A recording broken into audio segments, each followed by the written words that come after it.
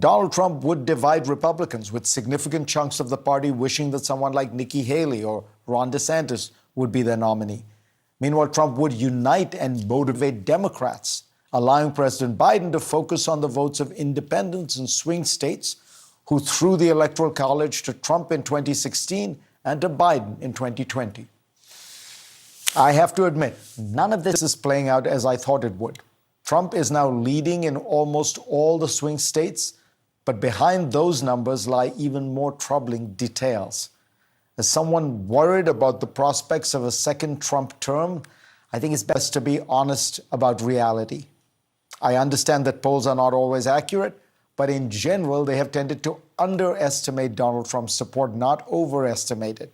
I doubt that there are many shy Biden voters in the country. What does the man mean?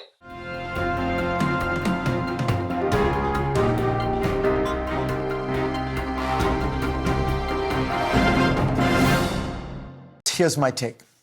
When President Biden made clear he was going to run for re-election, I had a sense of what his election strategy was and thought it was an intelligent path to victory. After the chaos of COVID and Trump, Joe Biden would stand for normalcy and a rising tide of good economic news.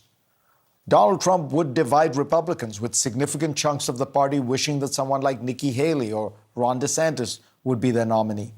Meanwhile, Trump would unite and motivate Democrats, allowing President Biden to focus on the votes of independents and swing states who threw the Electoral College to Trump in 2016 and to Biden in 2020. I have to admit, none of this is playing out as I thought it would. Trump is now leading in almost all the swing states, but behind those numbers lie even more troubling details. As someone worried about the prospects of a second Trump term, I think it's best to be honest about reality. I understand that polls are not always accurate, but in general, they have tended to underestimate Donald Trump's support, not overestimate it. I doubt that there are many shy Biden voters in the country. The economy has been in a robust recovery for more than 2 years now, with unemployment hitting a 54-year low in 2023 and increasing only slightly since then. But Biden is getting little credit for it.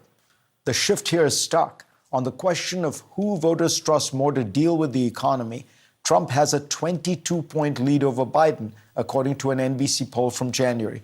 This marks a 15-point bump for Trump compared to the same poll in 2020.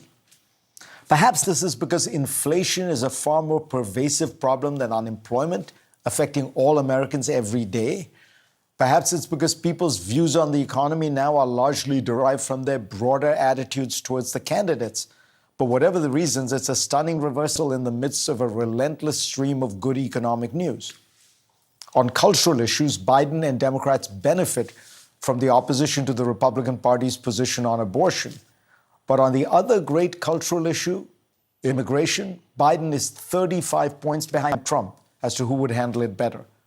And I do wonder whether abortion will be as large an issue in a presidential race, given that reversing Roe v. Wade threw the issue to state governments and legislatures and not the federal government. Perhaps the most worrying new trend for the Democrats is that far from being the more unified party, they are now bitterly divided over the war in Gaza. Bernie Sanders has said the eruption of pro-Palestinian protests could be Biden's Vietnam, and even invoked the specter of Lyndon Johnson choosing not to run for re-election in 1968 because of the opposition to that war. The analogy is far-fetched. America then was itself sending hundreds of thousands of troops to Vietnam, with more being recruited from college campuses every week. But there's no denying that the party seems more openly divided than it has been in decades. Only 33% of Americans said they approved of Biden's handling of the Israel-Hamas war, which is now opposed both by people who think he is too soft and people who think he is too hard on Israel. Meanwhile, Republicans seem to be uniting behind Trump. Whatever opposition he faced in the primaries has largely melted away. And the trials against him keep him in the spotlight, infuriate his base, who sees him as a martyr, and even may serve to make him the object of some sympathy among people in general who believe that his prosecutors are politically motivated. This happens to be true, in my opinion. I doubt the New York indictment would have been brought against a defendant whose name was not Donald Trump. A majority of Americans are skeptical that Trump will be able to get a fair trial, according to a CNN poll. And I haven't even mentioned Robert F. Kennedy Jr. and Cornel West and Jill Stein, all of whom would probably take votes away from Biden. Things could change. Polls do suggest that were Trump to be convicted of a felony, it could shift votes in Biden's favor. The administration may be able to pull off a ceasefire in Gaza and then a broader political settlement that gives Palestinians political rights and Israel diplomatic relations with Saudi Arabia. Trump could always embroil himself in some kind of scandal. But trend lines are not working in Biden's favor. He needs to do something bold and dramatic to seize the initiative, on asylum policy, for example, and reverse these numbers. The one that troubles me the most is on the question of who was the more competent.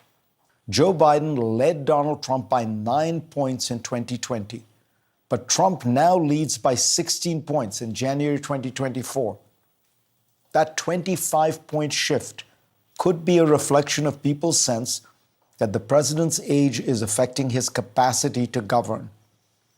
And there's very little that Joe Biden can do now to change that perception.